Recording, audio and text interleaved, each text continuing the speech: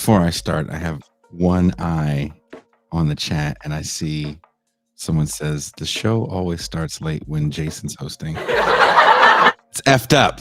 I told you my New Year's resolution was to be more on time. Usually we're like 10 minutes late. Today was only 5. Okay? We're having a very good, spirited discussion in the virtual green room, right? I have 2 intellectual titans on the screen with me. We're sitting back here talking a little bit, and we lost track of time. So I apologize. I will take full responsibility for my errors. Greetings. I am your host, Jason Myles. Welcome to another episode of This is Revolution Podcast. For all the returning listeners and subscribers, thank you so much for coming back. To those new to the channel, thank you for taking a little bit of time to watch what we do here. If you enjoy what we're doing here, please make sure you hit a like on your way out. If you really dig it, make sure you hit subscribe. That passive gesture goes a very long way in making sure we can continue to bring you guys this show, usually on time. I have a returning person that's going to be joining me. MT will be joining us in the champagne room tonight. But for the main show, I am joined with my co-host, my homie, my dog. You know him as the man of the Mau Mau Hour, or you know him by his Christian name, the Pascal Robert.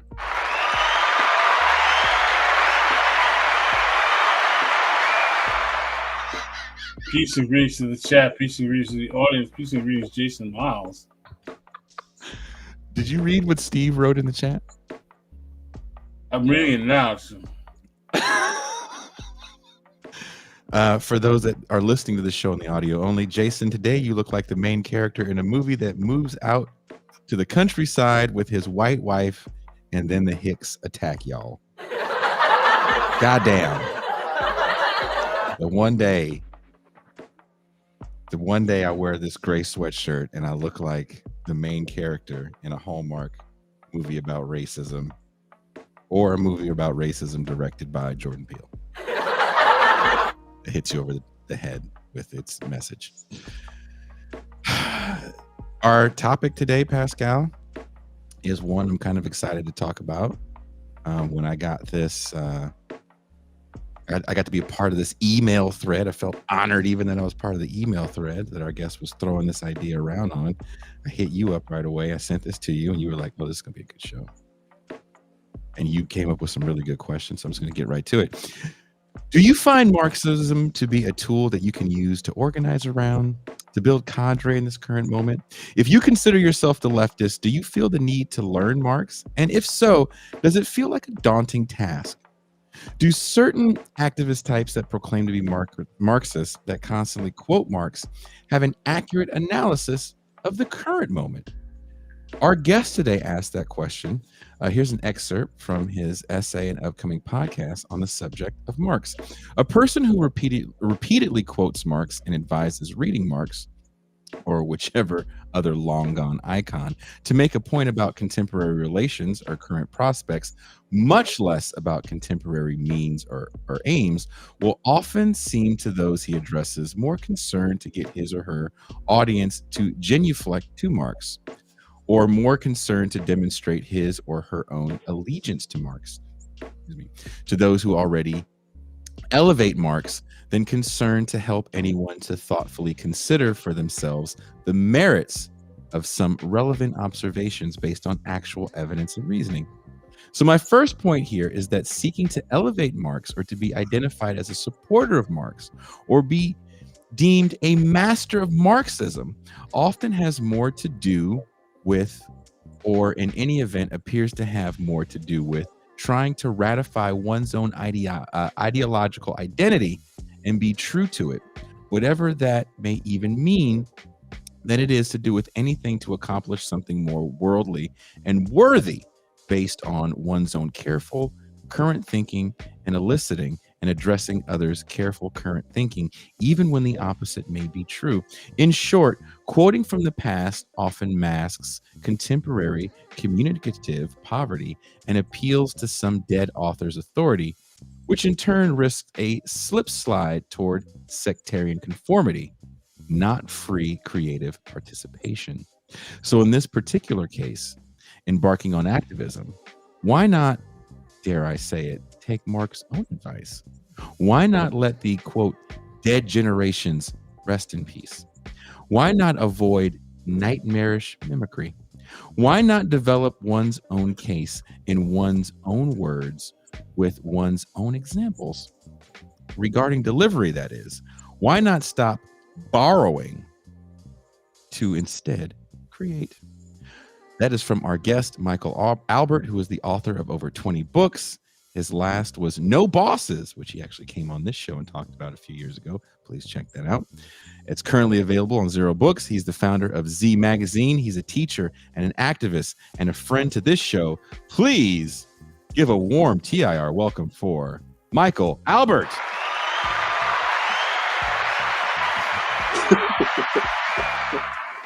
There you go. You ready?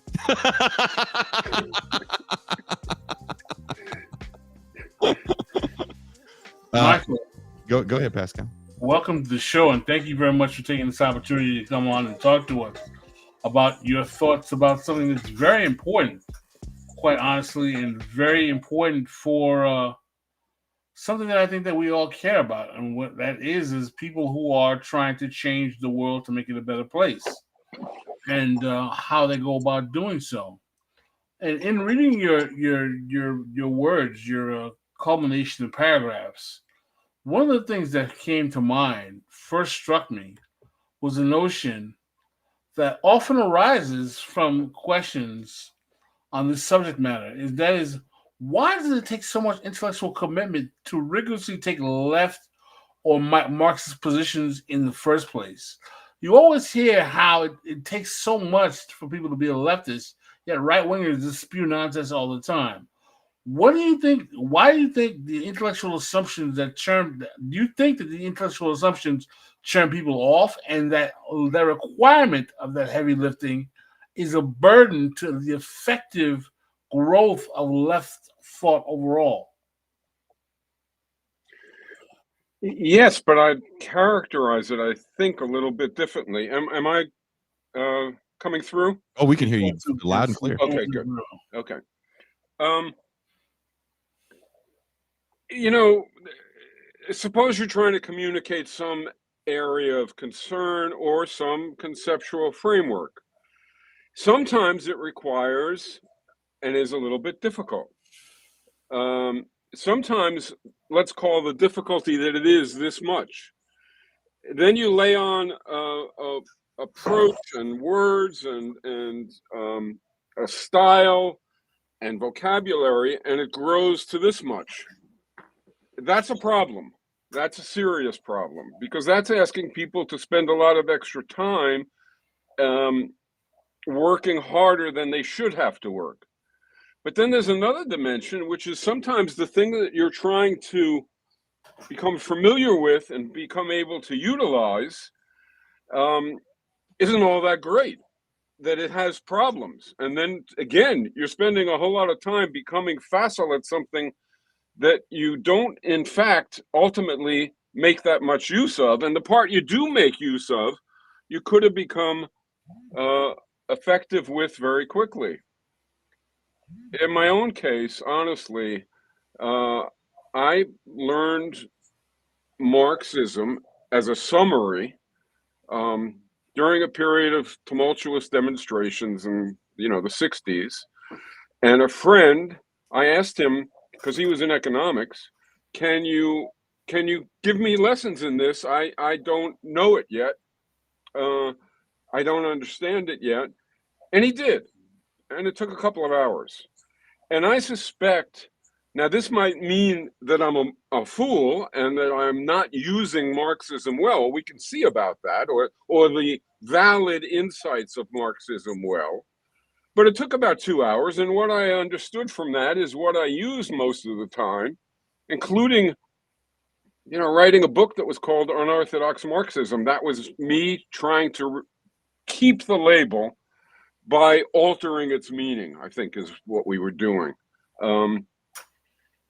Anyway, the article that you referred to had 3 parts in some sense. The first part was about what you just raised. Is it unnecessarily, is the valid element of it made unnecessarily complex and obscure?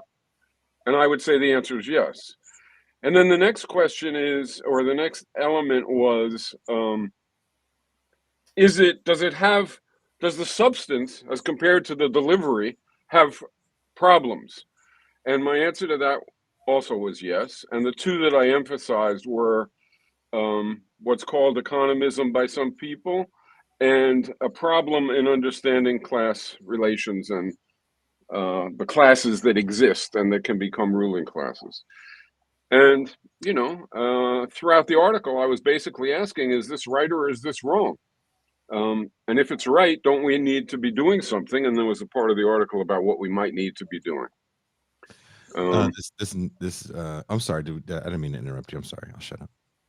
No, that's fine. Go ahead. Pascal has another question that he wrote that I need him to ask himself because it's hilarious. Because it's what? Hilarious. Oh, good. Do you think that the way the current left uses Marxism turns into a Dungeons and Dragons nerd club for PMC adjacent intellectuals instead of solutions to class people? Okay, well, I have to I have to cop to the fact that I never played Dungeons and Dragons, but I can guess what you mean. Sort of, I think. Look, what's really valid? What's really valid is class matters. There are capitalists. There are workers. The impact of production matters. We have to understand those things to be able to address certain parts, not all, certain parts of what's going on in the world. Those are all valid observations. And much of the specifics that people put into doing that are really insightful and necessary. But yeah, I think it's often, postmodernism. There were some valid points, but there was a lot of verbiage that surrounded and obscured the valid points instead of really putting them across. And as I experienced it, I felt that a lot of that was posturing. A lot of that was to make it seem like people were super smart, and they weren't. And you should never use language and formulations that are more than what is needed to convey the ideas that you wish to convey. For example, dialectics. What the heck is dialectics? What is it? What the hell? There's 2 questions. Is it something? And then after that question, there's the question, okay, do you need it for anything? Ask somebody who is an advocate of the importance of becoming familiar with and versed in and facile with dialectics, what he needed or she needed dialectics in order to know that he or she could not have known without it. Right? In other words, if I have to master this thing, if I have to read all this stuff, which is so obscure that I can't even finish a sentence, much less paragraphs, call me stupid, okay. But then tell me what your study of dialectics enabled you to understand, enabled you to conceive or to envision, that helps your organizing, and that you wouldn't have been able to do without ever having read a word about it. And the same thing goes almost as strongly, not quite, for this thing called historical materialism. But there, there's another problem, which is some of what you learn and what you become facile with historical materialism, not only doesn't help you, it hurts you. Or so I would think, and so I wrote in the essay. How would you say it hurts you, historical materialism?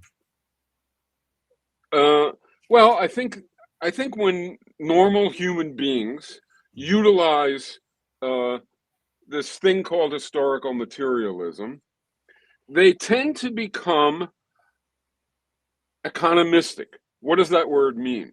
Mhm. Some people think it means that I'm saying, if I say Marxism is economistic, they think I'm saying everybody who's a Marxist pays attention only to economics.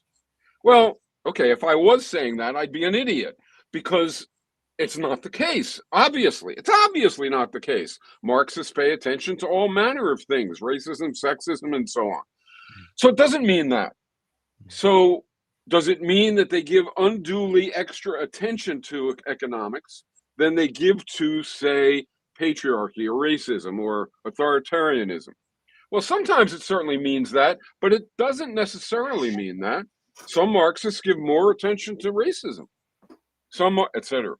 I think what it does mean is that Marxists are told by the tradition, when you pay attention to racism, when you pay attention to sexism, when you pay attention to authoritarianism, do it with your eyes on economics. Pay attention to how those other sides of life or spheres of life impact economics and how economics impacts them. But it doesn't say the other domains, so feminism, anti-racism, or I like to call it intercommunalism, or anti-authoritarianism, or Marxism, that they have concepts and insights that bear on their part of life that are fundamental, just like the ones that economics has that are fundamental. And so it narrows the perspective unduly. And it's my experience is that when times become more crisis, a crisis dynamic and urgency, when times become more urgent and organizing becomes accurate on our minds, the tradition of Marxism, even worse, the tradition of Marxism-Leninism, but the tradition weighs on us and pressures us and starts to generate an economistic focus. So that's one problem that I have with the substance, not the style. In other words, the making it more complex than it needs to be style. Anything can have that. And the other problem is a substantive problem, that it narrows our attention span, and it has us see sexuality, gender, race, religion, all these things through an economics lens, more for some people than for others. But we don't need to do that. We could have underlying concepts that fight against that tendency, and that tendency is all the more concerning because, of course, we live in a society that tends to cause us all to have racial and gender and sexual and other biases, which need to be combated by our concepts, not aggravated by them. I think this problem, I should say, just to be clear, so people don't run out of the room, that most Marxists actually agree on this. They actually see the need to add dimensions to Marxism and are trying to do so. This has been going on for decades. The tradition sort of fights it a little bit, but most activists and organizers do pay attention and do try to see the fundamental insights that come from those other domains of life. There's another problem with Marxism that has to do with economics, and that one I think is much more damning ultimately. Go ahead, Pascal. So you find it problematic that Marxism or some Marxists would posit that the ultimate motivating factor behind racial social strife are conflicts over material realities between various classes of individuals over time, and that Yeah. they produce the antagonisms that play out over time into what becomes politics, culture, society, and everything else. Yeah. So to put what you're saying in a less clear, more obtuse manner, which is the way it's usually put, so I commend you putting it the way you put it. There's this economic fundamental basement, a base, and there's a lot of other stuff, culture, family, community, etc. And that economic base sort of impacts the rest and contours the rest and affects the rest. Well, I think that's true. But I think what makes it false is when you say, not you, but when someone says that happens and the reverse doesn't happen. That is, there's the dynamics between genders and around family and so on, they don't have that same importance. They don't radiate influences throughout society. Same for racism. The impact is from economy, not from the more basic to race, racial underpinnings or gender underpinnings and so on. So if the Marxist says, yeah, but what we produce is essential for life, that's true. It's also true that being born is essential for life, that living in a living unit and being nurtured and cared for is essential to life.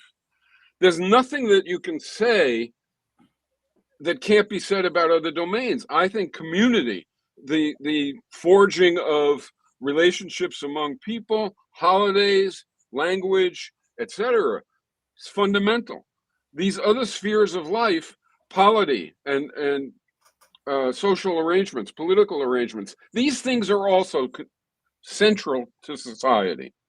And if we're going to have a movement, I think, that's going to overcome all this, then it needs to have concepts that don't say one approach to struggle is predominant, and we should understand the rest in terms of that one. It seems to me far more the case that, yes, we should understand racial struggle or religious struggle or gender struggle or sexual struggle. We should see that there's an economic impact and an economic part. But we should also see that in the economy, the dynamics that go on reflect influences from those other spheres, right? The kinship sphere and family and gender and the racial and ethnic and religious, the community sphere of life and the polity. And so it goes both ways. It isn't some kind of one-way causality. And trying to prioritize it accomplishes nothing except, sort of creating a false fight, a false argument. But one of the ways that I would somewhat push back here is that Go ahead. we do have the time frame of history. And one of the things that I think there is a value in historical materialism, I know you might have a problem with the concept of dialectical materialism, is that we can look at what have been the material motivations over time that have brought us through historical moments. And there are epochs, periods, there are high points, low points of time in history, conflicts in time and space, rises of empires, falls of empires, industrial revolutions, technological advancements, changes of gender norms over societies over time, changes of racial paradigms.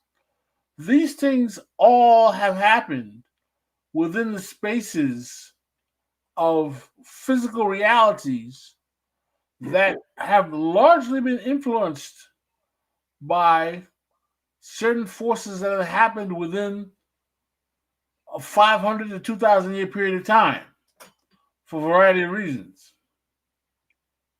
Right? And sure. And you notice I didn't say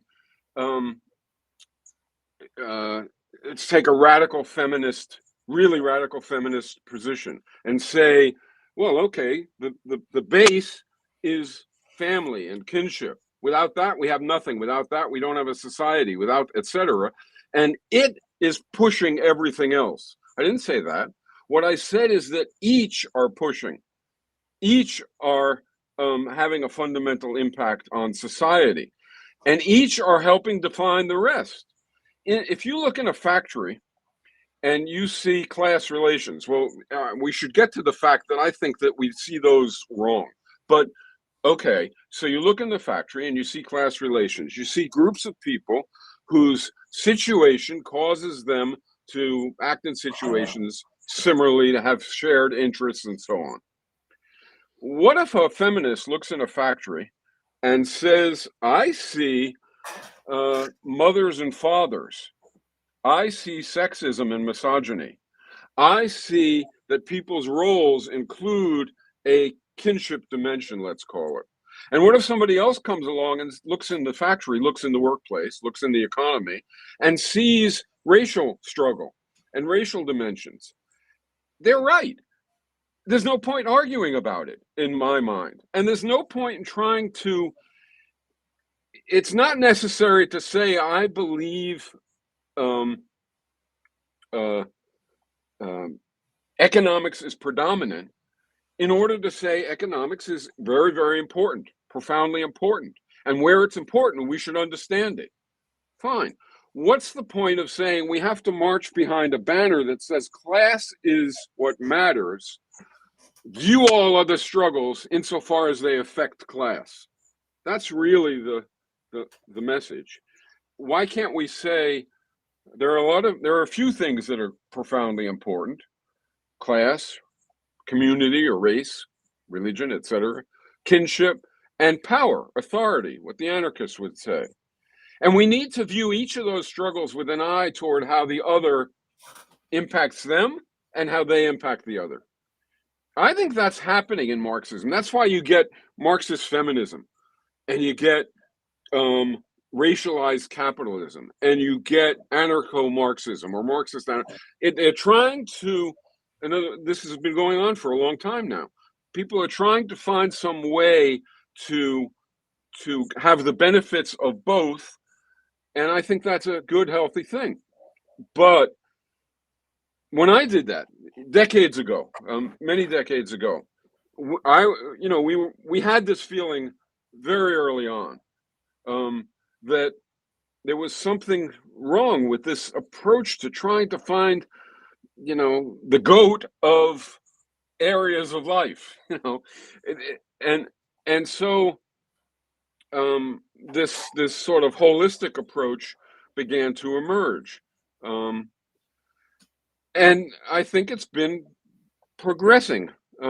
It was like intersectionality before intersectionality, and it included economy, whereas intersectionality often seems to leave out economy. I have never been able to understand why, but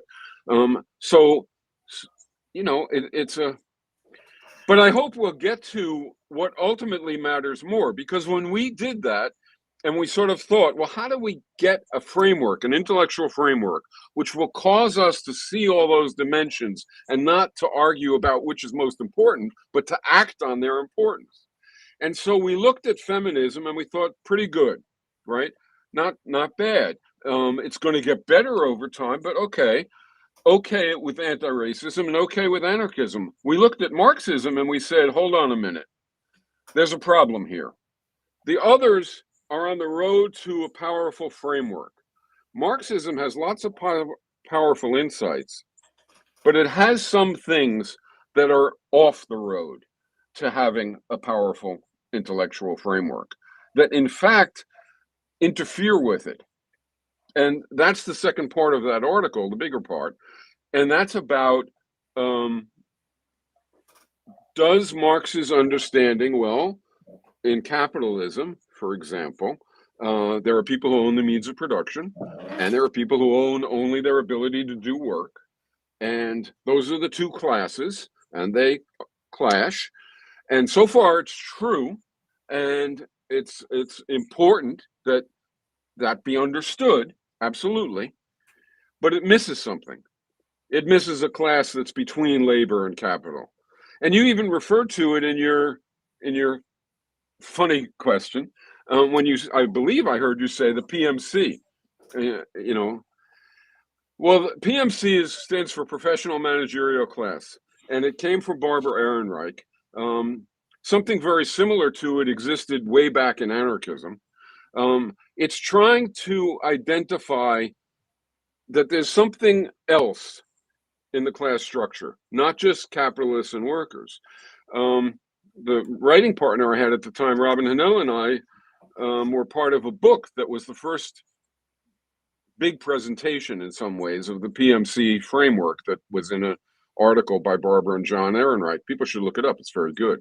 And the book was called Between Labor and Capital. It was a collection. And the contention was, yes, ownership relations are important, but they are not solely important. The division of labor is also important. And the division of labor creates a situation wherein there's owners and there are employees who don't own means of production. But among those employees, some have overwhelmingly empowering tasks. Some have overwhelmingly disempowering tasks. And the former dominate the latter. Their situations, we can talk about what kind of a job is empowering, but they're situations that give them the ability to dominate meetings, to make decisions, to implement, etc. Whereas and it's about 20% PMC, or I call it the coordinator class, because it's not just professionals and managers. And then there's the working class below that. Now, if that's true, there isn't only a Marxist problem about delivery, about making it unnecessarily obscure. There's a Marxist problem about class analysis. And that would be very concerning. How can anybody not say that would be very concerning if it matters?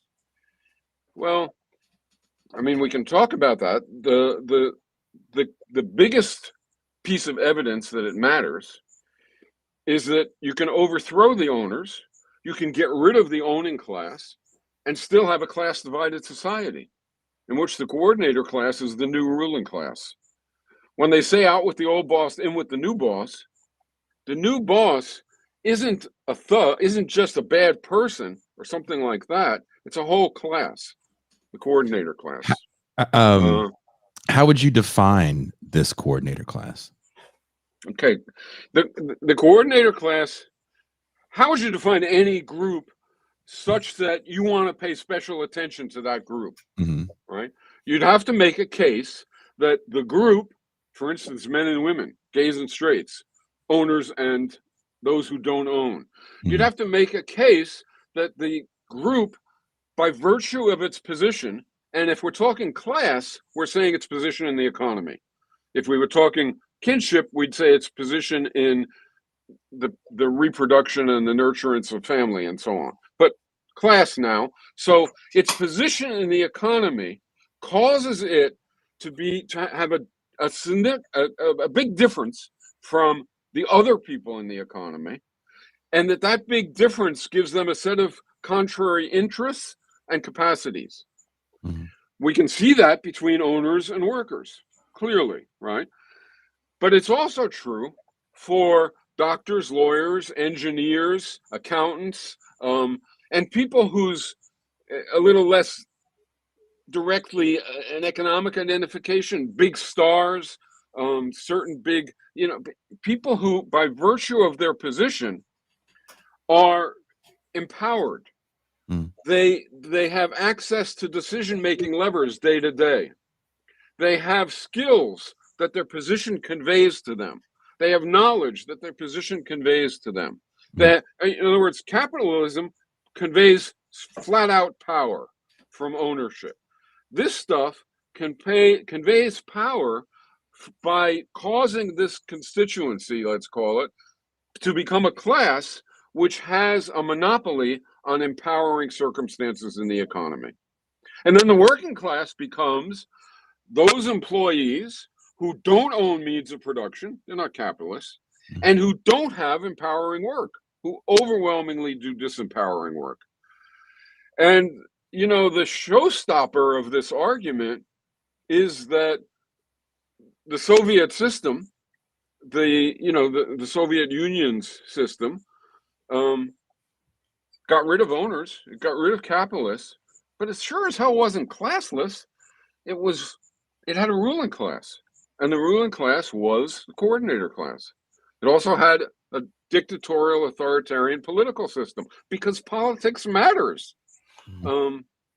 Why can't the coordinator class be defined as what it was traditionally defined? What was the petite bourgeoisie?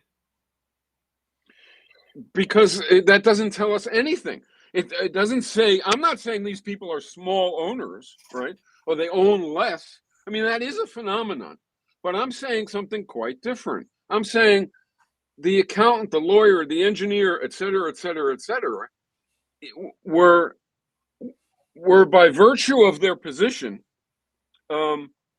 put above workers below, and below owners above.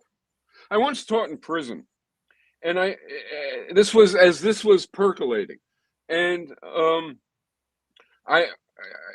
the reason I could do this, I don't know. It was in Massachusetts, but they let me teach whatever I want. And so I taught a course on contemporary society and revolutionary vision, literally. And when I talked about capitalists, the students, I mean, these are grown adults, right? The students still were involved, they understood, but they were not particularly passionate. In other words, it didn't arouse a whole lot of passion in the room. And when I talked about this other group, the room went berserk. And it went berserk because they all have experience with doctors and with professors and with, hopefully not myself in that case, and with lawyers and on, judges. And they hate these people. They were hostile to these people. And I asked them, how do you know who's who? And they said, when you're walking down the street, and they explained it by using a racial analogy. They said, when you're walking down the street and there's a white person walking down the street and there's a black person walking down the street, this might not hold anymore. But generally speaking, they would say the black person knows to go around the white person, not vice versa. And they said, when we're walking down the street, we know who's in this group that we're loosely talking about. Hadn't named it yet. We know who's in it. They walk differently than us. They talk differently than us. They dress differently than us. Their whole manner is different than ours, and we know we're supposed to go around them. And, I'm not saying everybody does go around them, thank God, but the differences between, if you want to call it the PMC, I'm going to call it the coordinator class, and the working class go into all sides of life. Name a sport, some sports that people watch, everybody watches. Things have changed. But there are other sports that are PMC sports or coordinator class sports, overwhelmingly. And then some that are more working class sports. And there's music, country music, that's working class, and classical music that's not. It's not because of anything in the way people hear music. It's because of the roles that we play and the expectations that emerge from us. And so in a workplace, it's a little like the election. In the election, the US presidential election, 50% don't vote. And lots of those who vote on very narrow issues. In a workplace, the workforce, the bulk of it doesn't even think about controlling the workplace, making decisions, right? They would almost feel the statement that they should do that to be oppressive, because they would feel it was trying to trick them into just doing more. Well, what about a guy who's a public defender, who's an attorney, who makes barely $30,000 a year, living in South Florida? Wait, I didn't get some of that. What about the guy who's like a public defender, who's an attorney? He barely makes $40,000 living in South Florida in a hovel. He's a lawyer. Okay, and what about the small capitalist, or what about Engels, who's a capitalist? You know, So you would obvious. consider public. Every no, You, I wouldn't. At the bottom of many of these job categories, they're arguably working class. Same thing for public school teachers, right? Public school teachers aren't really, I don't think, there's an overlap. That happens with all kinds of concepts. For instance, owners and workers. Workers buy some stock, owners own less. You know, there's an edge. And that happens here too. Absolutely. So it's what you say is true, but it's not true of a tenured professor, particularly a tenured professor at a big school. It's not true of a law firm that is a big law firm and has lawyers, although they treat to become a capitalist, you just have to inherit property, or much less often, you have to somehow accumulate enough so that you're really in that ownership class. How do you become a coordinator class person? Well, it's partly degrees, it's partly accreditation, credentials, but it's also partly learning how to conduct yourself. I mean, really, in other words, Harvard is a finishing school. The reason you pay a lot of money to go to Harvard isn't really for education. It's to learn how to conduct yourself. It's to walk the corridors and see paintings on the wall. There's a gap, and working people understand and see that gap. This plays a role, a huge role, I think. Now, people could disagree with all this. It plays a huge role in Trump's success. And it wasn't just Trump. So a long time ago, Spiro Agnew was vice president, and he used to attack the left. And he would attack the left. I think he called us bullet-headed intellectuals. In other words, sort of arrogant, highly educated, etc. He was identifying the left with the coordinator class, or the PMC, in order to rally working class people against the left. It was very effective, and it was very early. Yeah, it did work, and that's what Trump does. Trump, I mean, a lot of people do this, but instead of calling Trump an idiot, we should say that he's very effective at some things, some ugly things. And so why would somebody be so upset with Hillary Clinton's style and manner? Rightly so. They should be upset. But so upset at it, and so upset at being called a basket of deplorables, that they then incredibly support a billionaire, a capitalist who only moderately hides his capitalist inclinations, the fact that he is going to pursue those interests. And nonetheless, they were so upset at the coordinator class ruler that they become attracted to this other guy, and they become attracted to the fact that he isn't as polished as Clinton, that he seems like somebody you could go have a beer with, and he tries to be funny at times, et cetera, et cetera. Now, this stuff might not seem like it matters, but it does, because for a lot of the working class, the worst nightmare isn't the capitalist. They've never met a capitalist. They've never even seen a capitalist, right? It's a long distance, from their point of view, domination. But the manager on the floor of the workplace, and the accountant and the lawyer and the doctor, and their snotty attitude and their looking down, basket of deplorables, and they're, that they feel every day. And the left, it's understandable. I'm not saying we should say that everybody who is by their definition coordinator class is for that reason the enemy. I'm not saying that. But I am saying that when we orient ourselves toward appealing to graduates of Yale instead of working people, we're making a very, very, very serious mistake. And we do that. Well, and then we pay for it. I want to make sure we stay on track, and I will apologize for maybe getting us a little off track with the PMC question. There is nothing that's all right. that people that watch these shows get more heated about. I could hear sphincters pucker throughout the internet. And we mentioned PMC. Wait, heated in what way? Definitions, what people think the PMC is. Everybody's got to be right. I don't really try to get too deep into those discussions. Critiquing Aaron Reich, and then definitely trying to critique people like Catherine Liu, who wrote a pretty cool book about the PMC, like 5-6 years. Can you tell me what the critique is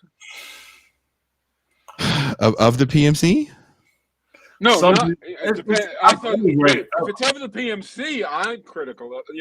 If it's of the idea that there is a PMC or a coordinator class, if there is I'd like to hear. who's actually in it?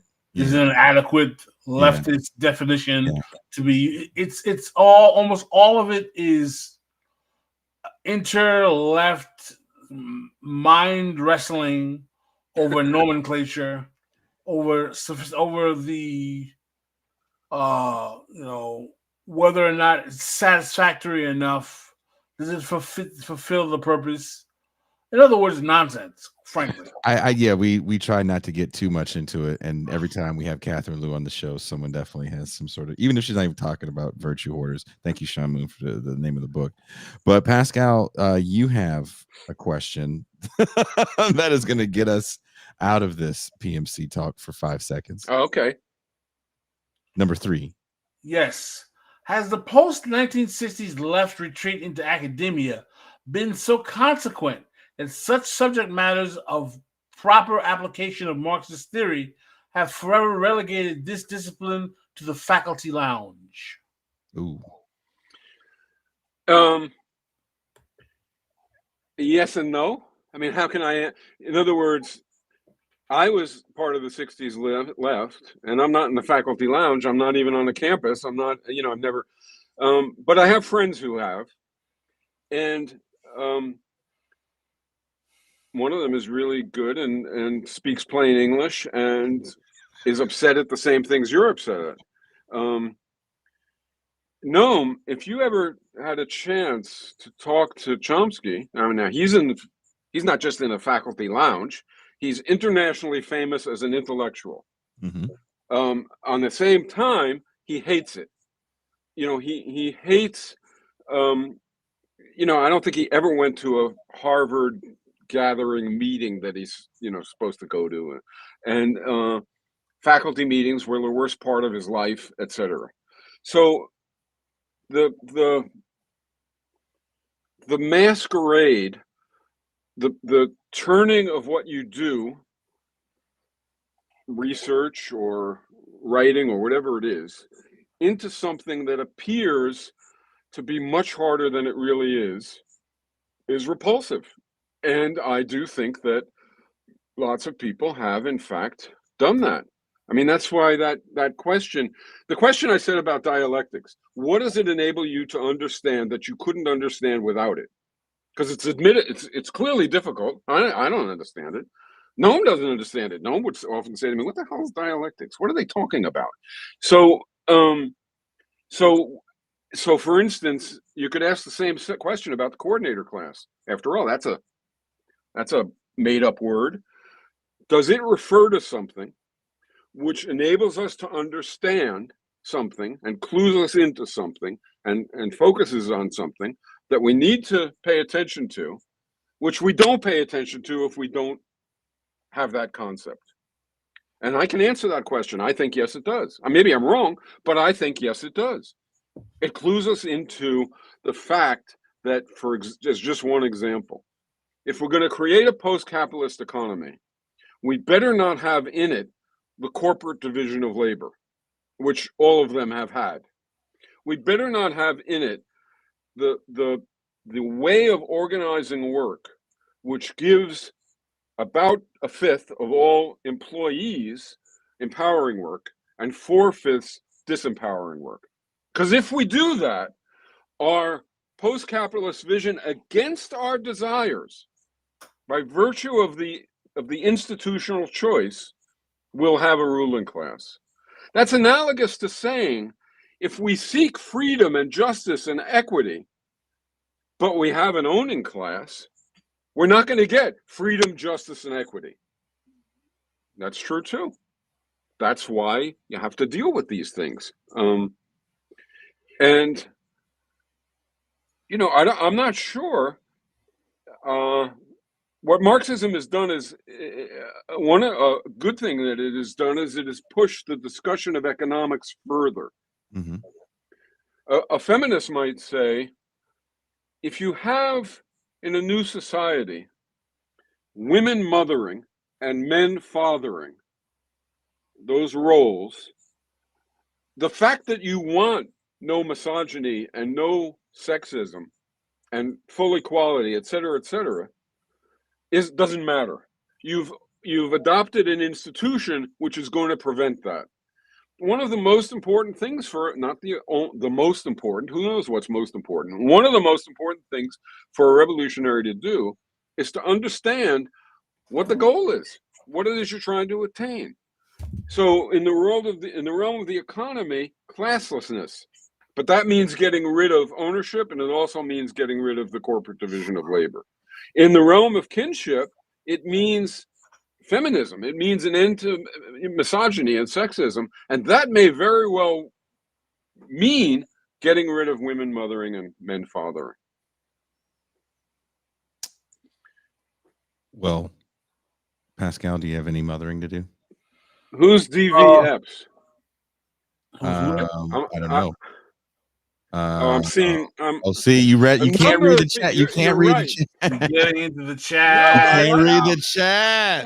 You can't read it. Why not? Why not? Because there's nothing. Look, even if someone's telling you you're great, there's always someone telling you to go F off.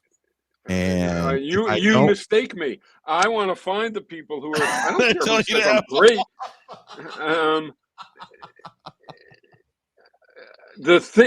I'm looking at it, and it seems like people are most hot and bothered. Yeah, hostile to the PMC discourse. Yeah. And so, why might that be? In other words, that's an important question. In other words, why is somebody made upset by that? Suppose I was talking about owners, and we had a whole bunch of owners chatting. They'd be upset. And they'd be upset about that. They'd be upset about that more than anything, right? Anything else. Okay, so one possibility is that people are upset about what I'm saying about the coordinator class, because they just think it's wrong, and they have some reasoned basis for thinking it's wrong. They have some reasoned basis for thinking that the accountants and engineers aren't in a different class than the assembly workers. Okay, fine. But I think there's a different reason why somebody might be upset. And it might be because they feel revolutionary. They feel like they're against the system and they want a better system. And they feel like I'm saying, yeah, but you're in the coordinator class, so that's all phony. I'm not saying that, right? I'm not saying that. Engels believed in what he said about owners, but he was an owner. Chomsky's in the coordinator class, right? So is pretty much most people who write on the left, not all by any means, regrettably way too many. And most of them feel totally sincerely that they want a whole new system. What I'm talking about is institutions, not individuals. I'm talking about a corporate division of labor. I'm talking about taking our work and organizing it in such a way that this person does only effectively disempowering tasks. They do the same thing over and over. They're mostly isolated from other people on the job. They don't create policy. They're not accessing the levers of power. They go to work, they do stuff, and they go home. And it's not something that they are controlling, managing. But another set of people over here have jobs that give them information instead of taking information away from them over here, that give them access to levers of power instead of taking levers of power away from them, that give them confidence instead of taking confidence away, and so on. And these two things are two classes. And it's no accident that this class rises in certain settings, even inside the left.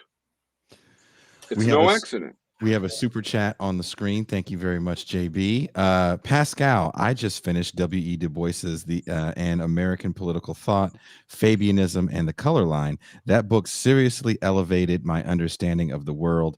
Thank you for the recommendation. Once again, another good book from the Pascal Robert book list, which you cannot find anywhere because it is a secret book list that we have here at TIR. We have asked Pascal numerous times for his book list, and every time he scoffs at us and then just let's give you a book a month, and that fulfills the job. See, again, that's what happens when you hire black people. We have another super chat that someone has been really Sean Moon. Thank you very much for the super chat, Sean Moon. But please ask Albert about the overthrow of Libya by NATO. Sean Moon believes that you are a supporter of NATO. And seriously? Yes. Is it serious? Yes. Why does he believe that? I think he Wikipedia'd something. What? No. I mean, Sean, I can be criticized for various things, but certainly not being a supporter of NATO. And you and let me tell you an interesting story. Sure. I go a lot of places and speak, right? So I speak in a lot of places in Europe during the period of U.S. militarism it was in Iraq in this case. And it was after 9/11, and I would give speeches over there, and one of the first questions I got asked in most places, honestly, was, and I'm not making this up, why aren't you in jail? Oh. And I would say, what? I don't, usually I can sort of answer a question. I had no idea what he was talking about, so I asked him.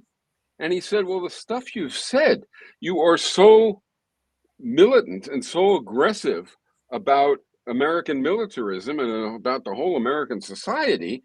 We don't hear that kind of thing over here. And I said, well, I can't speak to what you hear, but the United States is a weird place, or it has been until recently a weird place, in which people can, in fact, speak their minds, including the kinds of things that I'm saying.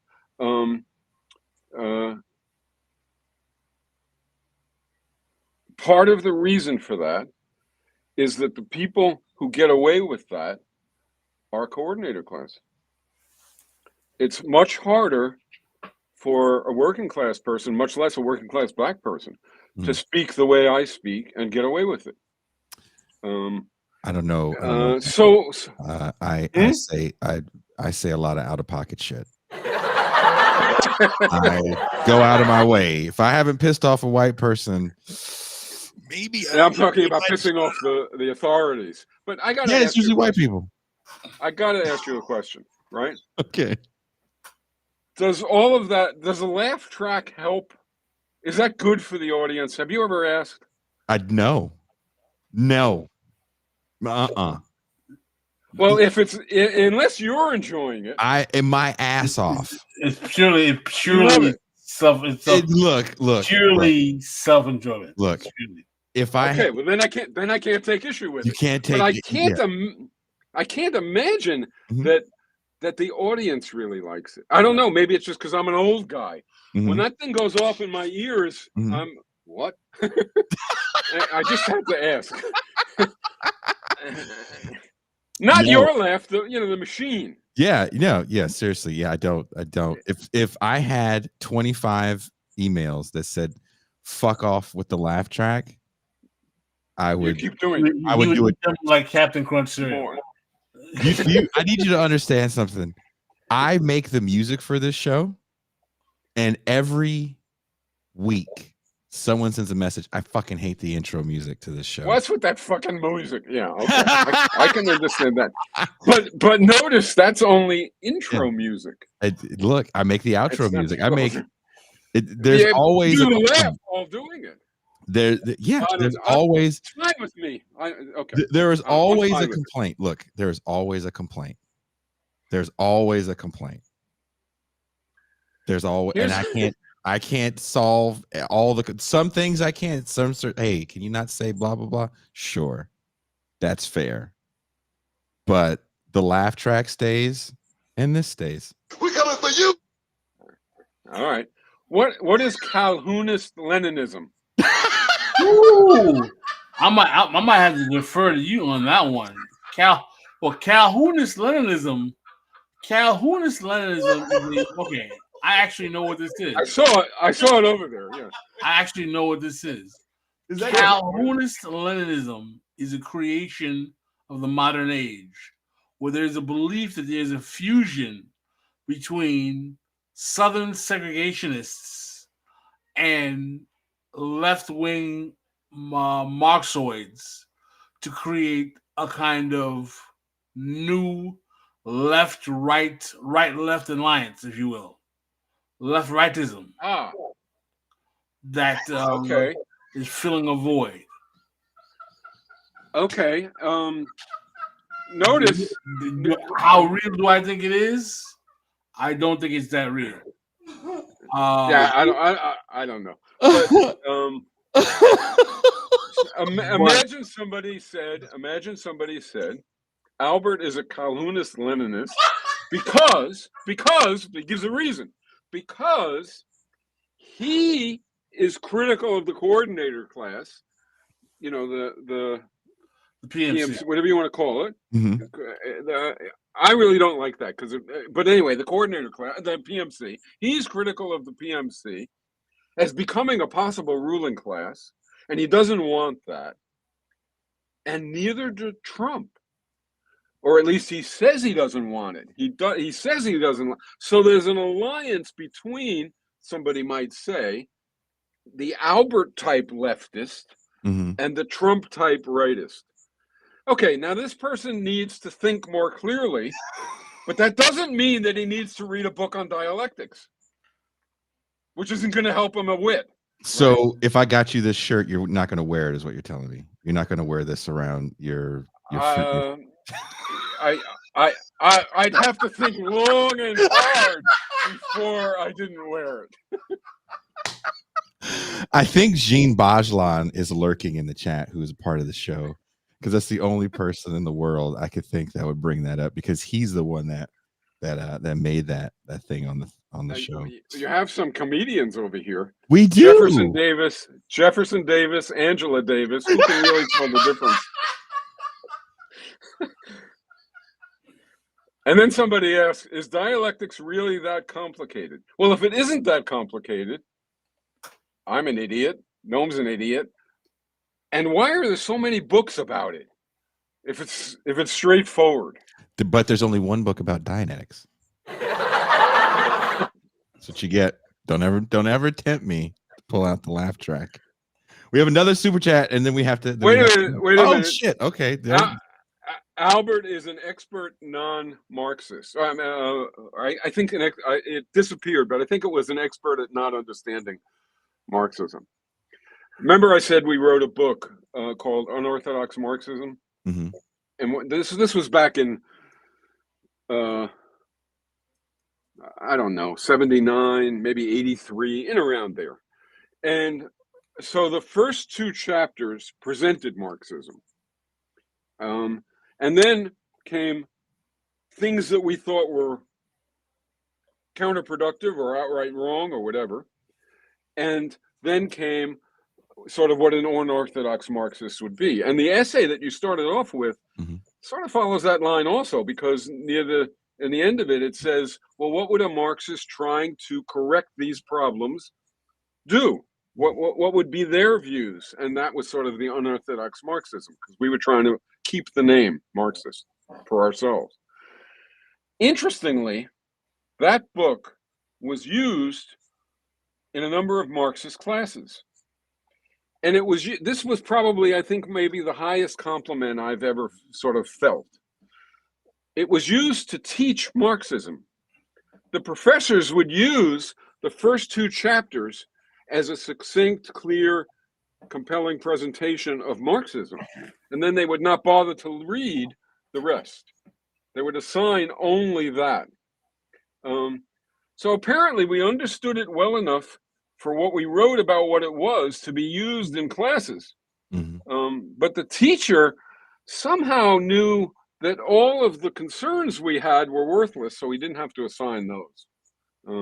I don't know, maybe that doesn't resonate with your audience or with you, but to me it really does say something. It's sort of, most people want to hear a discussion that says what they believe, you know, that ratifies their beliefs, their long-held identifications and commitments.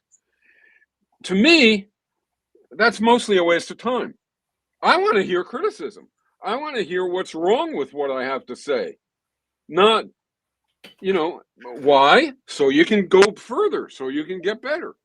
The fact that Marxism has been in the driver's seat for so fucking long, despite the fact that no Marxist movement has ever created a society that is what most people on the left are desiring. They haven't ended racism, they haven't ended sexism, they haven't ended authoritarianism. They've arguably made some of those worse, and they haven't ended class. They've, you know, created classlessness.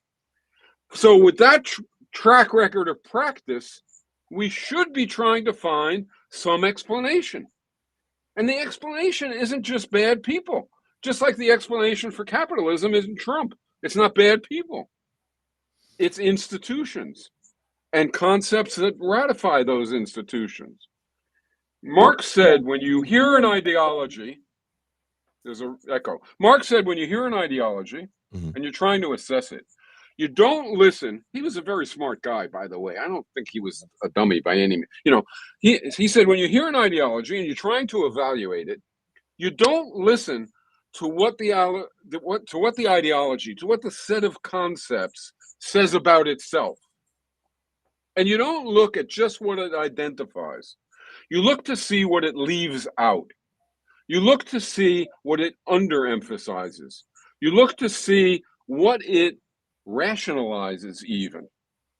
And so what I'm saying, now I'll piss everybody off. What I'm saying is, I can't leave you out there by yourself, right? Pissing people off. I got to join you. So it's real common.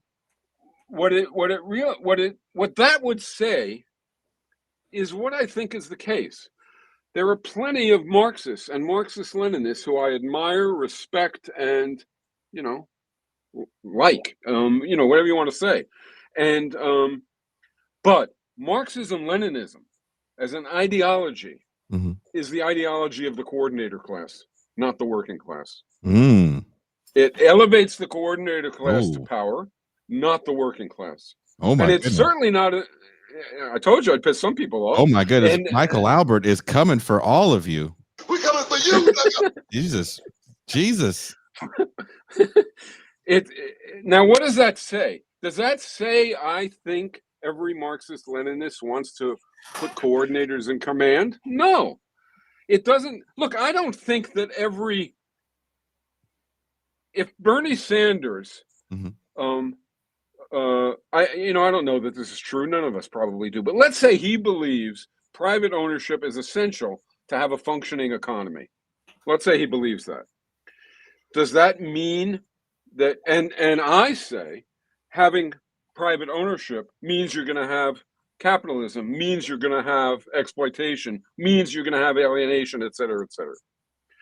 So if I say the latter, does that mean I think Bernie Sanders, if what I said was hypothetically true of him is true of him, wants alienation, wants exploitation? No, it doesn't mean that. Mhm. It means only that he is supporting, wrong-headedly, an institution that yields those outcomes. There are probably, I venture to guess, just like there are owners or advocates of ownership who in fact want the trampling of working people, there are probably advocates of Marxism, Leninism who don't want classlessness. They want their own group on top. But I think most Marxist Leninists want classlessness. Most Marxists want classlessness, just like most Marxists would like to see an end to misogyny and an end to racism. But they can. Marx also said that tradition of dead generations weighs heavily on contemporary revolutionaries. When revolutionaries want to make a new world, this tradition weighs heavily on them, and that's what I'm saying. That this tradition sort of pushes us to espouse our support of it, to not step outside the line too far, which I just did, right? Which to not do that, and it sort of corrals us into creating movements that, you know, the number of working people in the United States who support Donald Trump is what? I don't know, 15, 20 million, some ridiculous number. Mhm. It's not because they have a comprehensive understanding of everything that Trump is going to do, but nonetheless, they support him. What's the number of working people in the United States who support Marxism? Well, That too is not an. What'd you say? 1,000? Yeah, some very small number. Yeah. You can't just ignore that. Just like you can't ignore the what Marxism has attained in power, you can't ignore the lack of appeal to the audience that it's meant to appeal to, or it says it's meant to appeal to. Something about it doesn't appeal.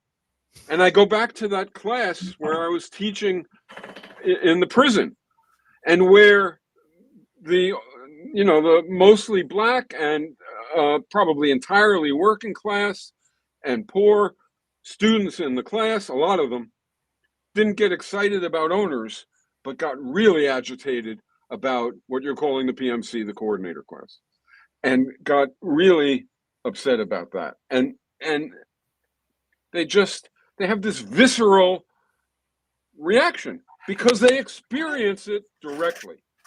And to ignore that and to even appeal to that sector of people, to even mimic that sector of people, is a serious mistake. It's why, for example, suppose you looked at, well, if in 1950 we looked at left institutions, left publishing houses, left organizing projects, et cetera, and we looked inside them, sadly, but it's true, we would find that the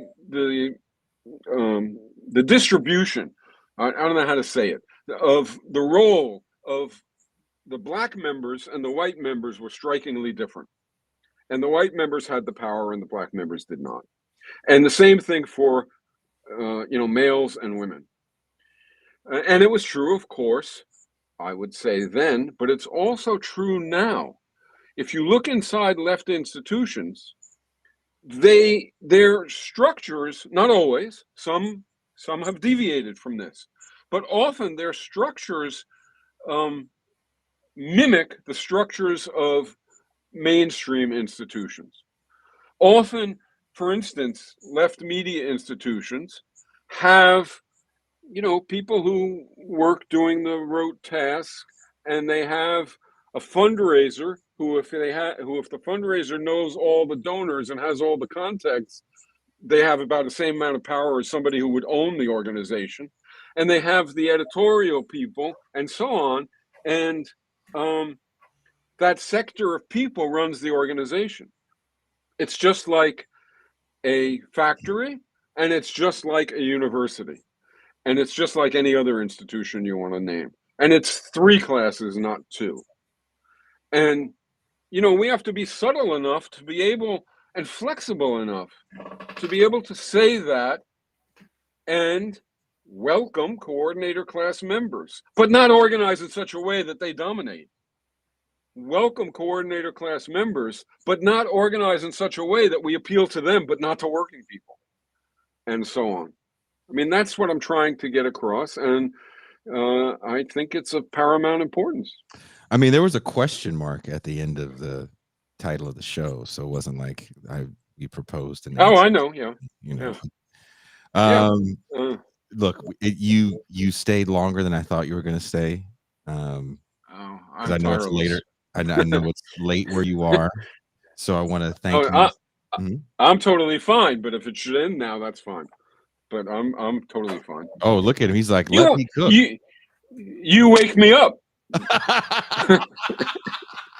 Well, I can't speak for my co-host, who also is on the East Coast, the Southeast Coast. And where are you? You're on the West Coast. I am in the West Coast of Mexico, in Baja.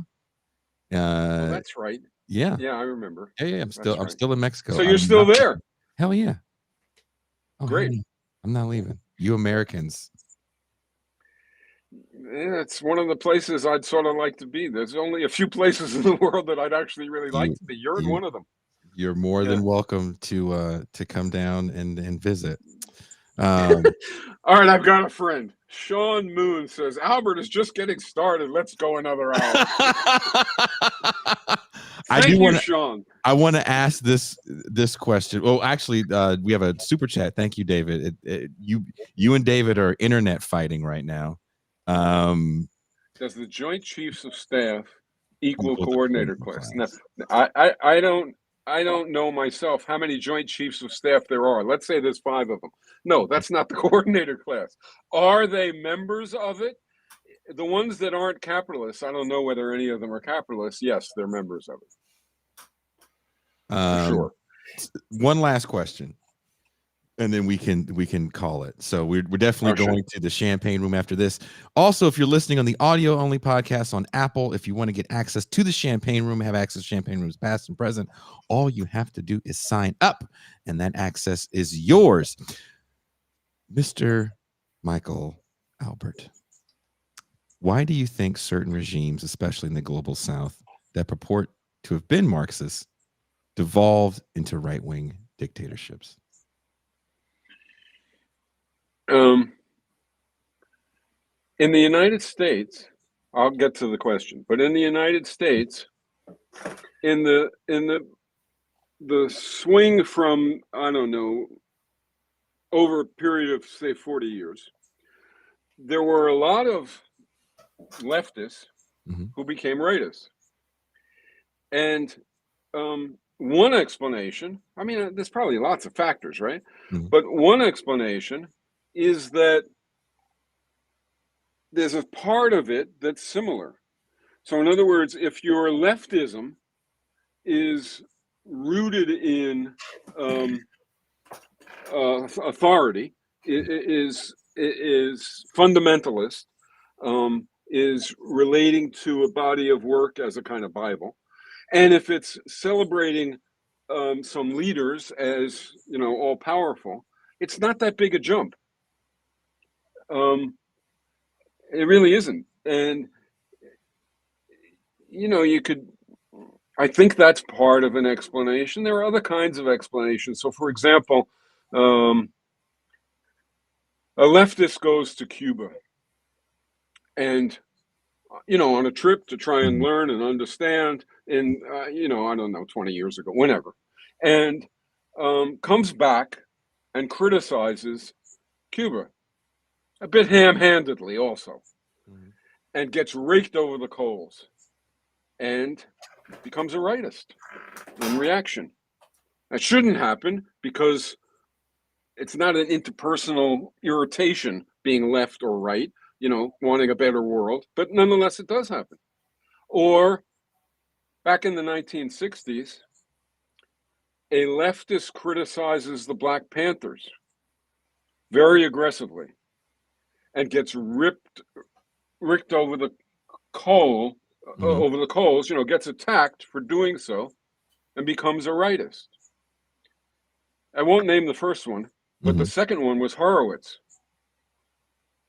who wrote a very good left book about imperialism and was a key figure in Ramparts, which was an incredibly important left institution. And then he became a right-wing, terrible. So that transition is possible. Now, and the question was in the global South. What was it again? Why did a lot of those regimes kind of devolve into dictatorships? Because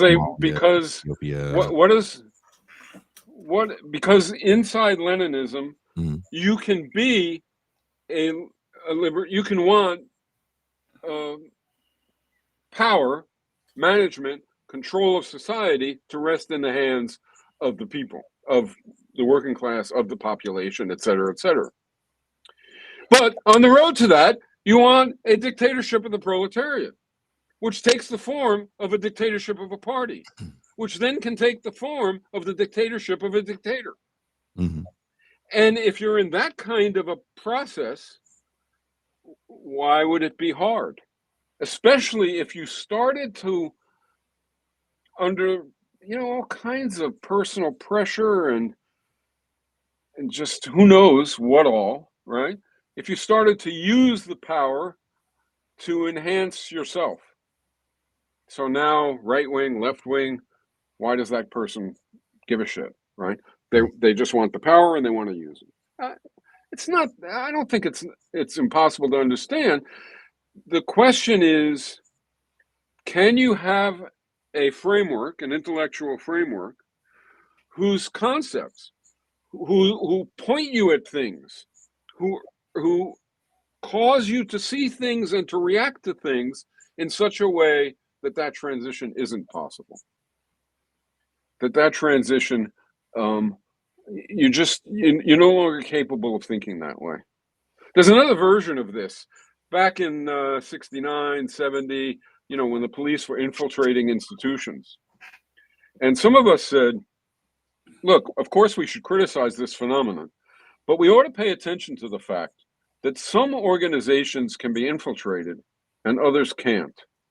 Some organizations, the cop can come into the organization and fit in and mimic the culture of the organization almost overnight. And other organizations, the cop finds it almost impossible or even impossible to not stand out, to not stick out. You know what I mean? And that's a similar kind of question, I think. The point is, sometimes left institutions have attributes and characteristics which can turn to the right, and other times they don't. And we ought to figure out the difference and go for the latter. And the same thing with ideologies. We ought to be able to distinguish between an ideology, or at least the parts of the ideology, that cause the emergence of a new hierarchy, a new boss taking the place of the old boss, right? And eradicate that part.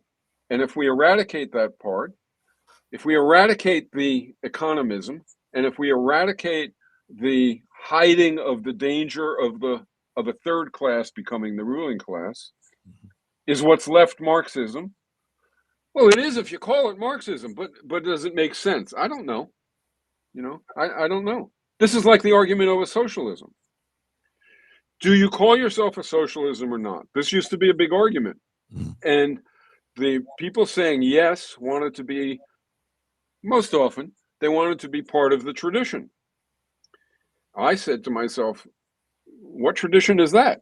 Is that the tradition of the countries that call themselves socialist and I think are horrendous? Is that what the tradition is that I want to, right? This was a long time ago. Mhm. And others would say we need a new word because that word doesn't connote what we mean. And we can't just redefine it and have anybody believe us. We have to say something different. Then along came Bernie Sanders. And somehow, I still don't get it, he managed to make socialism no longer a dirty word. And it no longer connotes what it connoted. In other words, it used to connote dictatorship, the gulag, et cetera, et cetera. And you had to fight against that to keep the word. Sanders changed it, and so it connotes, I'm not sure, it doesn't connote what I mean by socialism, right? It doesn't connote, but it does connote, huh?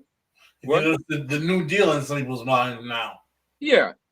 It connotes that, and I certainly am for something different than that ultimately, but I'm not against that. And, you can get that tomorrow, get it. But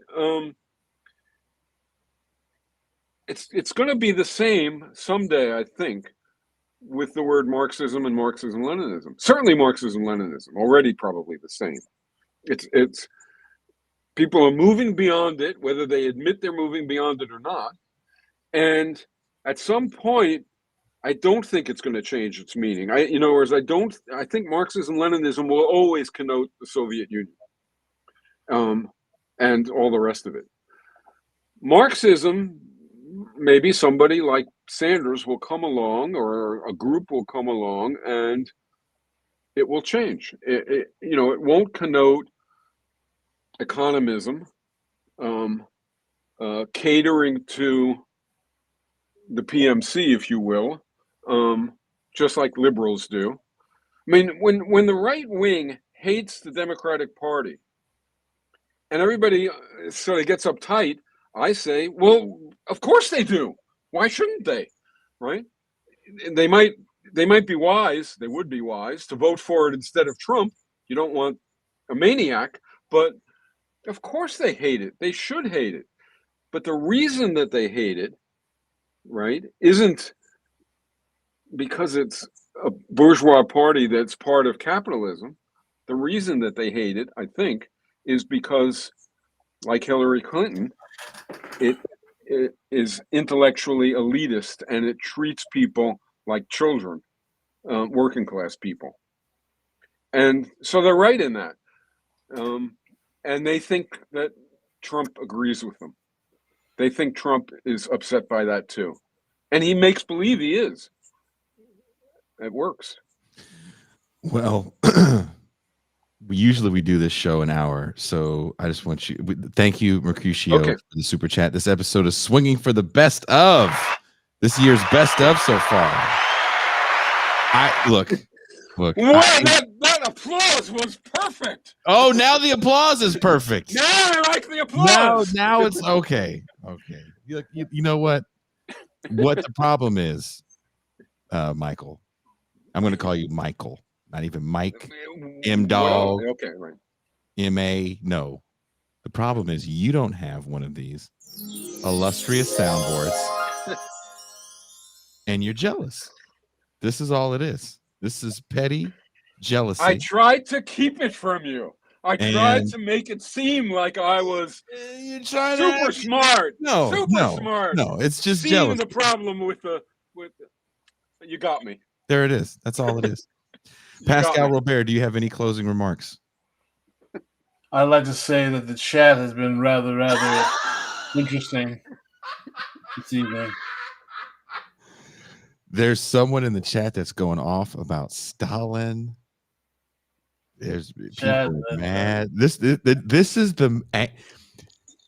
should be the greatest commercial to watch the show live.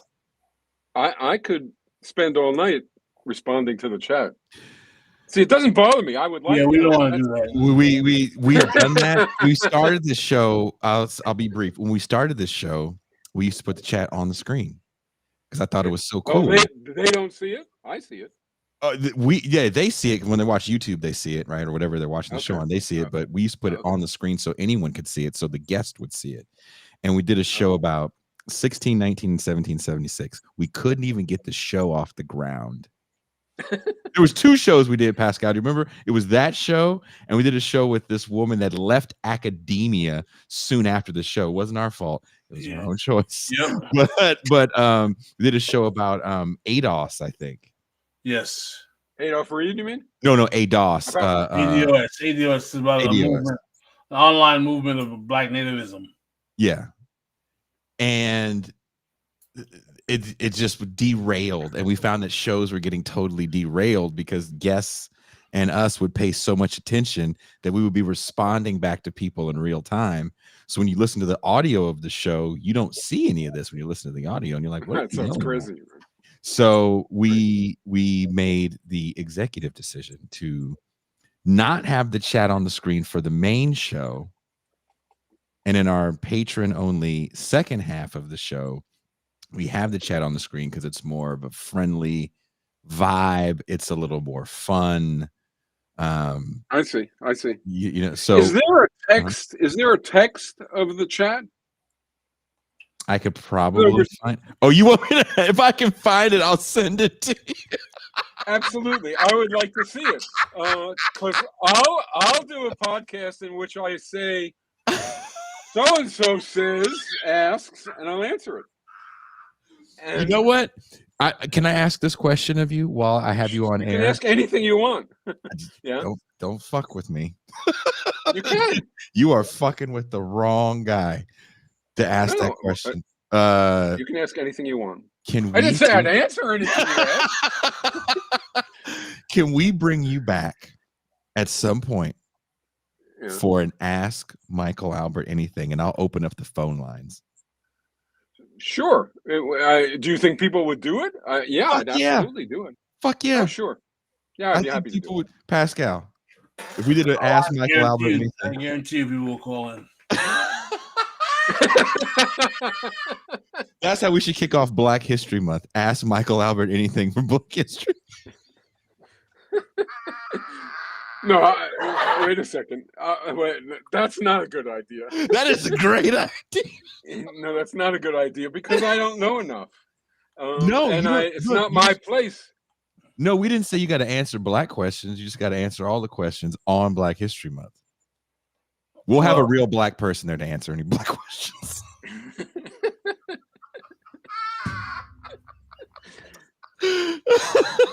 You got a vote over here.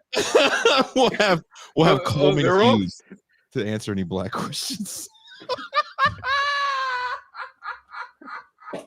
You've got. I'll tell you this. I mean, you guys don't like or at least you have some kind of operational problem. But you've got people who are very clever, very funny, and often asking good questions. And I usually get asked the same questions over and over again. Right? They're not doing that. We have a very good audience. It is. This is. Somebody just asked what upsets Michael about Thomas Piketty the most. What? I mean, no. What? Nobody ever asked me a question, even remotely like because he's fucking French.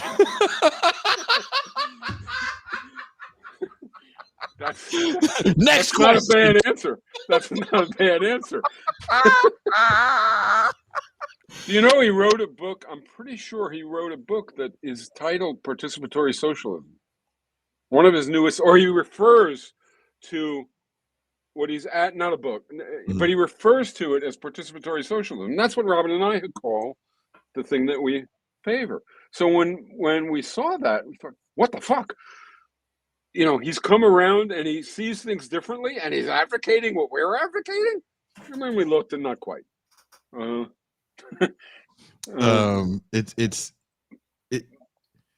chat, dude, this show, you know, it's the only thing I have as far as employment. I love doing this show with all my heart. I love reading the comments. I definitely love the champagne room because that's where all the jokes and the characters. What is this champagne room shit? What you have me on it as a guest? What do I get to do? Where's my champagne? Can you imagine Michael Albert in the champagne room with Pog Chaser MLK and all the other characters that Oh you created? God. What goes on? What the hell? We've created a few characters on this show of some famous left figures. Yeah. And they definitely exist in the champagne room, and there's a lot of inside jokes. One of the more popular characters is Pog Chaser MLK. Paul Chaser, Pog. MLK? P-A-W-G. Pog. Fat ass white girl chasing MLK. Long. I didn't know about that one until now. And then there's Pascal missed out on also racist Slick Rick.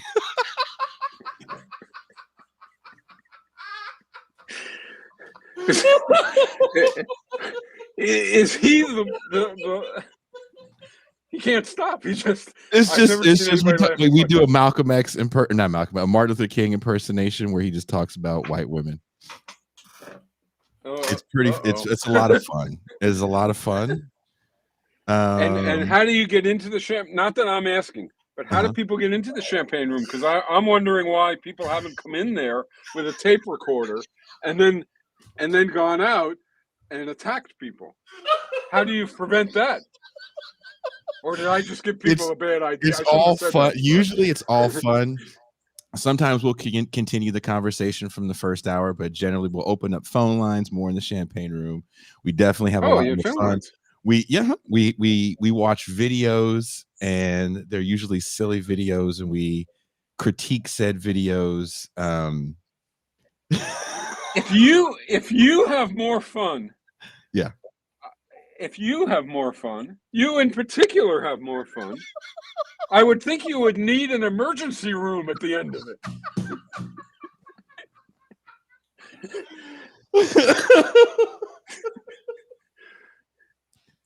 Someone says the champagne room is just fodder for TIR's host right-wing heel turn.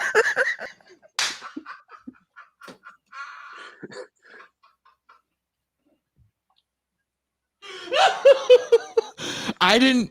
So when we originally went back and forth in email, I'm going to put you on blast on the main show. You're like, oh, that's late. And I was like, yeah. So I didn't even bother to send you a champagne room invite. I didn't even send one to you, Pascal. Did I? I did. Yes, you did. Okay. Look at you mad. Yes, you did.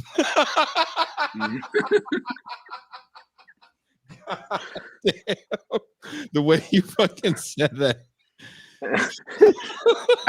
There's a comment over here. Albert drives a 350 Lexus RX. I would assume you were more Lexus RX. So what's wrong Michael Albert drives a 95 Impala. Now you want the truth? Michael Albert no longer drives. His eyes aren't good enough. Oh, but when damn. he did drive, when he did drive, he drove. Now I gotta remember an Anglia. This was when I was a kid. It's a European, really cheap car. It's like a Peugeot. Well below a Volkswagen. No, way below a Volkswagen, which in those days was. And my parents got me a Corvair when I was in college. Not something that most people have. And it was real good bait for theft, right? And I was living in a little apartment in Harvard Square, Cambridge. Mm-hmm. And there was a small parking lot behind it where I put the car. And thieves got wind of it and would steal it regularly to joyride. And they'd bring it back. What? And I'm not kidding. This is true story. And I would put a note on the car. I need the car early tomorrow morning. Please get it back early or don't take it tonight. And they didn't take it when I put the note. Somebody wrote in the comments, God damn, when was the last time you drove?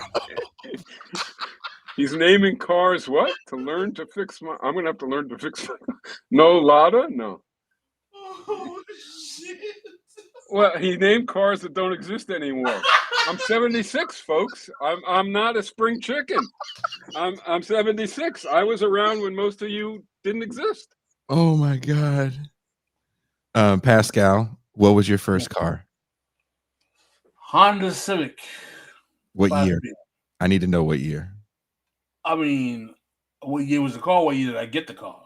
Both. The car was in 1974. I got the car in 1974. They made Hondas back then. Yep, they made Honda Civic. Yeah, really? I didn't know that either. Yeah, I think your daddy. I think you had a chop shop mobile. Yeah, it's Honda Civic. Yeah, sure it is. 4 on the floor.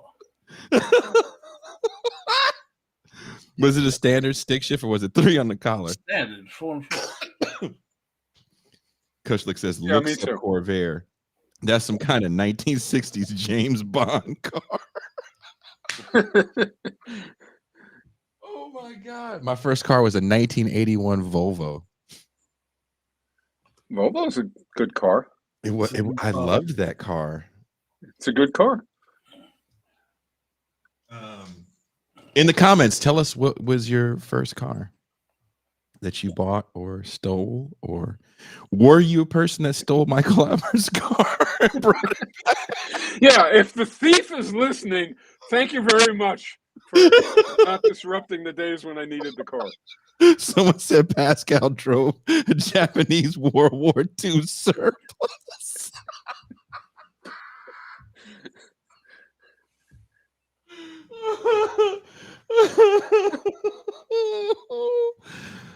Oh shit.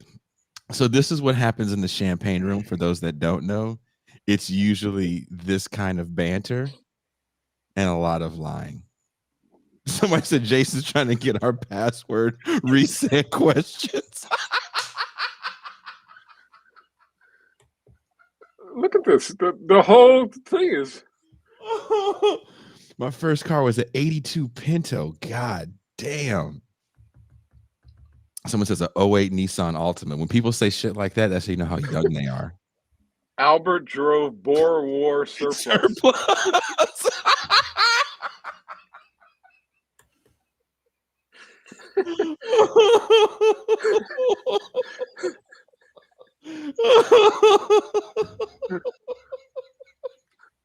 Oh shit. Oh, you know what's funny? I'm on the email thread for when Michael Albert proposed this essay as a podcast, and all the responses were all these like dignified responses. And I sent emails like, hey, you want to come on the show? He's like, oh yeah, sure, I'll come on the show. And as the show has devolved into Pog chasing okay, and what kind of car Michael Albert doesn't have. I can't believe. I can't wait to see the email that you send out about this. Hey guys, what show not to go on? Oh no, I would. That's not the case. I would definitely recommend people to go on this show. Right? You think? I've been on a lot of shows, done a lot of interviews. Why would this not be the most fun one? I It's think obviously so. the most fun one. I think so. It's the most fun one that I've been on, and also the content. So it's got content and humor. What more can you ask for? Pay. How come you aren't paying me? Oh, but there is the free champagne, right? There's free champagne in the champagne room, and look, I'm having fun. I want you guys to realize this is all free champagne right now. We're still going to go because Tucson is waiting for us in the champagne room. Pascal, are you going to knock off because it's late now? I was going to go into the champagne room. I'm waiting to go into the champagne room. You are just patiently waiting to talk more shit, is what you're saying. Yes. Oh my God. Okay, I'm scared to go. Now I feel like going to one of them clubs where Puffy shoots it up at the end of the night. Like, God damn. Don't be mentioning Puffy now.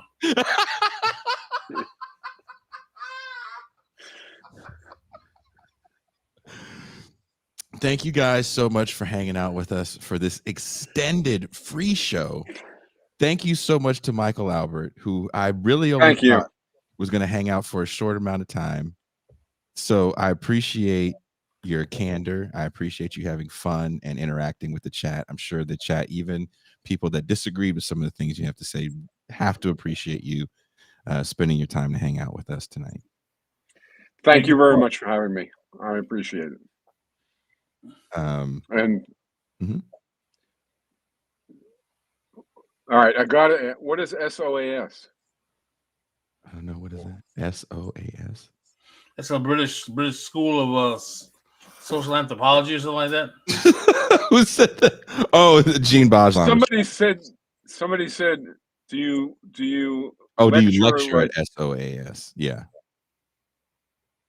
What the hell is SOAS? The British school of anthropology. What the hell? See, I don't know any of the, every fifth or sixth. I don't know.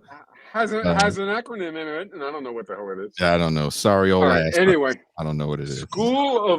Here's School of Oriental and African Studies in England. Is that what? That's where Gene Bajlan went. He did his undergrad. Well, that must be what SOAS is. Yeah. So apparently, no, he doesn't lecture there. No.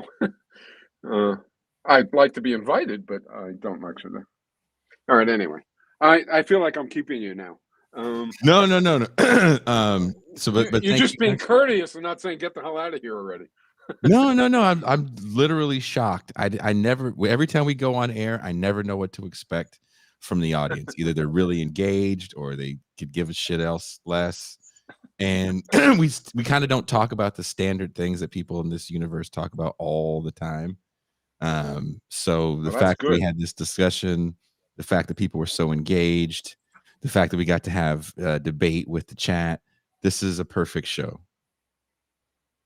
So the question was serious. Apparently there's a Michael Albert who lectures there. Oh, that's the imposter. There is a Michael Albert in someplace in the UK, and he is a leftist, but I've never met him. Maybe you should fight for the name. That's what it is. I think you should fight for the fight over the name. Yeah, the important thing to fight about. Yes, absolutely. Look, there can be only one. Look at him. Hey, I can't have you sully my name, fake Michael Albert. You limey bastard. You beans for breakfast eating son of a bitch. You are not going to take my name. I can imagine what goes on in your champagne room. If I could do as well as a stand-up comedian in the world as I can do with you, thank you. Bigger than what's her name? Who's this woman comedian? I don't know. No, the singer. You know, the Taylor singer. Swift, Britney Spears, Swift. Yeah. If I could be a stand-up comedian for everybody and get as much laughs as I get from you, I'd be bigger than what's her name? Michael Albert, the leftist Beyonce. There you go. I'll take that as a compliment. All right. Thank you. Have a good night, everybody. Thank you. We really are out.